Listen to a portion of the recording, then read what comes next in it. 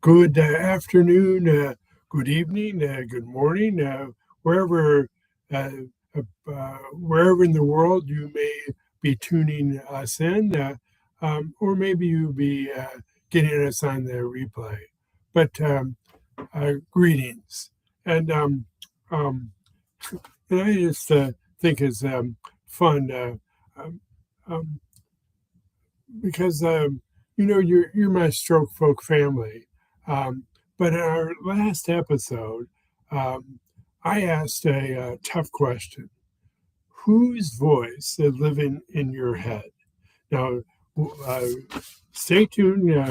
Um, um, Hear that in your mind, in your brain, and but I just want to tell you a few more things. First of all, how come I do this every week? Um, well, the first one is because I get to practice. I practice speaking, and some of you have heard way back when I had the strokes. I first took out my speech center, and um, I way fast forward many months, and I was an outpatient, and I was going to graduate from my speech therapist. And I just remember she said, "You have to go out and be public. You have to talk with others." And I thought she was crazy a little bit because I am very um, uh, naturally an introvert, but then you put on the aphasia on it or the speech difficulty. I didn't really want to talk, um, so I did it um, half what they say. I did it on and on for years, and then about 4 years ago, almost 5 years ago, I started to get involved with the social media, and I just realized I have to practice and practice and practice speaking, and I got better. And I hope that you would take it uh, as a motivation for you if you have aphasia. Um, Understand that when you practice, um, you can get better. So the second thing, of course, I get to tell you things that are on my mind, on my heart, and and hopefully it's something that you can use. And um, and the third, I want to be a voice for you. Um, really, uh, I think I've told you a few times. Um, Maybe about 6 months ago, I had the idea. I realized I wanted to um, uh, eradicate blood clot strokes forever, and my brain immediately said, "You're crazy," and I realized crazy things help others, and crazy things when I am persistent and repeat it and make a steady progress, eventually I'll help millions of people get better because they won't have to deal with strokes or blood clot strokes. So, anyways, think about it. So, uh, um, I used to have a guest on my show, and I haven't had it for about over a year because I was getting better or getting ready to publish my first book. Um, um, this is backwards, but a stroke survivor's first aid kit, and um, and it's really it was basically a combination of my post, my weekly post, and I arranged them with the help of my dear friend, who's one of my colleagues. She's a veterinarian too. She was one of my classmates, and she edited it, which she does for a living now. And um, but anyways, we uh, many people have found it helpful. And then about a month or 5 weeks ago, I published the second book, a word search for a stroke recovery book, and volume one. And volume one is the easiest, so to speak. But when I first was recovering from the strokes, I needed to practice with word searches. Um, and I'm not going to go into them, but they help, and they help me. And if you are struggling, please, this is why I want you to have it. Go to Amazon and try it out. But then I realized about 2 years ago, um, I always thought of myself as a stroke survivor, which I had titled my first book. Um, but I realized I wanted to be more than just a survivor, and I came up with the word thriver, which um, uses ends in or like the survivor, and decided I commissioned a bunch of designs. Here's one: stroke thrivers, um, mode activated, and when it's really interesting when you buy those and wear them, um, you start to be a conversation which is better than it would have been before. Somebody may say that, and they'll go, "Thriver, what's going on?" And you get a chance to talk about them in two things. You talk about how well you're doing, and you start to talk about stroke prevention. So it's huge. And please, if you want either one of my books, or maybe both my books, or one of the designs, to get my books, just go to tinyurl.com/stroke-books. And for the designs, same thing, tinyurl.com/stroke-designs. And check them out if you would like them, order them, because it will make a difference with you and people in your life. All right. So that's what I have to say about that. And anyways, back to the question I posed to you. We talked about where beliefs came from last week, how to spot them, the ones that weigh you down after a stroke, or even I focus on the stroke and stroke recovery, but this says affects everybody.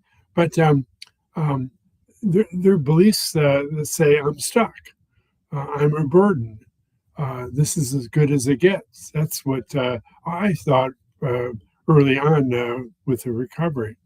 So in part two today, I'll look at how you can actually change your belief, what you do in a moment when the old soundtrack plays, and last, how you build a new belief from your brain that your brain will actually accept. So let's start with the first, with the awareness in the moment. I call that A. So you're in the kitchen or doing therapy, or staring at your affected side, and suddenly there's a thought that says, "This is pointless," or "Nothing is changing," or "Look at you, what a mess."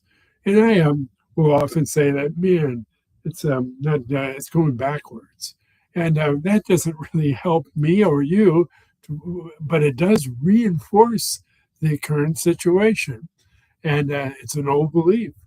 But instead of wrestling with it, just freeze frame. What? Freeze frame it. And oh, there you go again.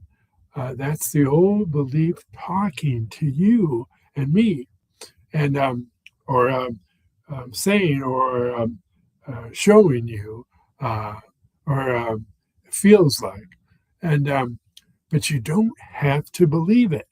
That's the amazing thing. you don't have to believe it. You just label it. So freeze, frame it, and or notice, and then label it. And that's really important because what happens is you start to break the pattern of uh, what you were doing, the old belief.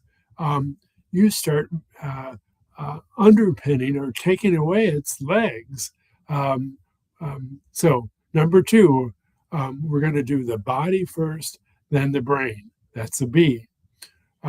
So stop B is for the body / brain.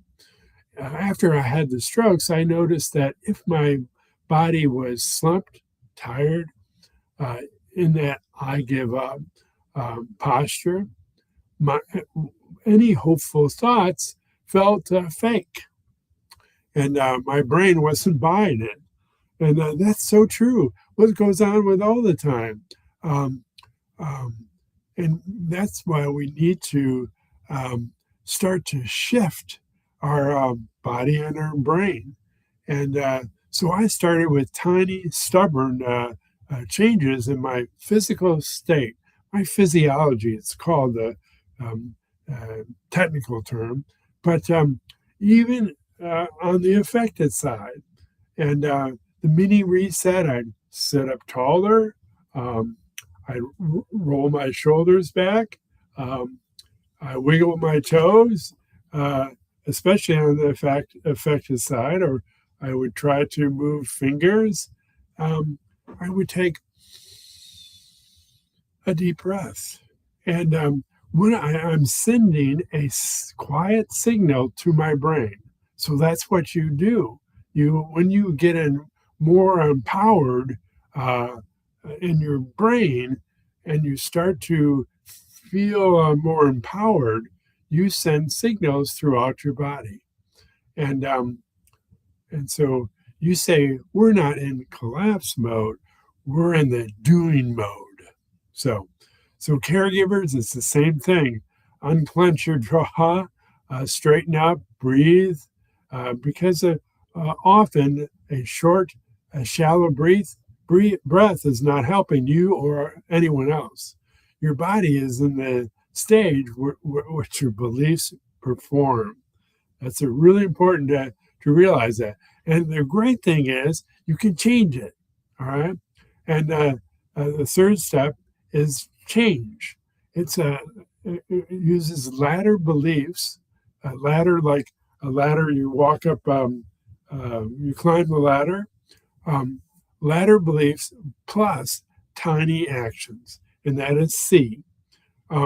So I'm not a fan from jumping from my recovery is hopeless to I'm perfectly healed and unstoppable. Well, you may, but your brain thinks you're crazy, and it may think you're a wacko, but it will go like, yeah, right. But I like ladder beliefs, small upgrades that feel barely believable. So it's important. Like, for example, for stroke drivers, the effective side is dead. Um, but with the ladder, I say the affected side is sleepy, and my brain can still wake up one more connection. That's huge. Um, you take what feels like a big, unsurmountable um, uh, task, and then you break it down to a really small item. I'm a birding ladder. You can say I'm still learning new ways to contribute, and my presence matter even when I need help. Huge. And third is nothing ever changes. But when I make a ladder, my progress is slower than I want. But there are still things I can influence today. That's incredible to do that. And if you're a caregiver, some examples for you might be I have to do everything myself. The ladder you would make would be I'm learning where I can ask for help, even in small ways. And last, I don't matter anymore. The latter you make is my needs still matter, and small amount at rest are allowed. So you just don't say a new belief, you do something that matches it. So instead of saying the effective side can still improve, it helps to say it, but and then you can try to move your effective side more than you did. Or maybe you can just move it. Or maybe you could just, uh, you, this is another thing that's huge. If you don't move it, but you imagine it, that counts too. So the affected side to rest, sit for 5 minutes and breathe the whole time. Deep breath, exhale. And the last, my voice matters. Send the text, show up to the group, share your story. Just be present. So beliefs don't change just because we repeat words. That helps, but they change when words, body, and actions line up over and over repeatedly. So let's just do a 3-minute belief reset ritual. So step one, notice. Take about 30 seconds and ask yourself, what's the loudest negative belief in my head today? So you may notice something like, boy, I'm going backwards. That's what I would think. And I'll write it down, one sentence.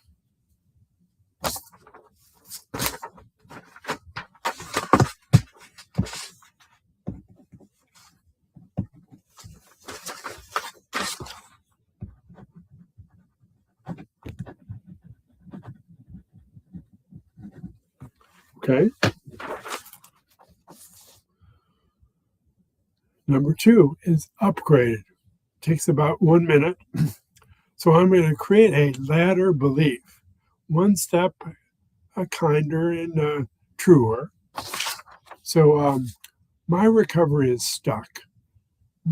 Instead of that, I'm going to say my recovery is slower than I want, and my brain is still capable of change.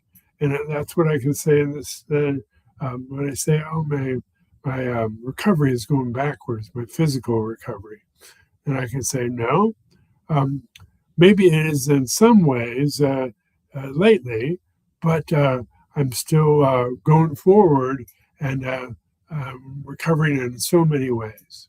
So you can do the same thing. Start to brainstorm a ladder belief, a little change, and then you step three will be you'll act. It takes about 90 seconds, and so you take this one tiny action that fits the new belief, and so you can stretch. That's what I do in the morning. So I do that. One rep, one message, one glass of water. Cheers. Iced tea. Unsweetened iced tea. I love it. And one pause or breath. So do that one day this week and watch what happens inside. But it really helps when you start to repeat it. All right. So after I had my strokes, my body responded and still will do that. And but my beliefs changed slowly once I got over the shock of the strokes. But they did change. One thought, one breath, one word, one small action at a time. So so whether you're a stroke survivor, a caregiver, or somebody who's interested in just checking it out. So you're allowed to rewrite the story that's been playing between your ears. So remember, you don't have to leap to sunshine and kittens and rainbows. You just have to take the next step up the ladder, this little ladder. And if anything hit home, say it below in the comments, or share it with someone who needs it really. All right. And gratitude and grit.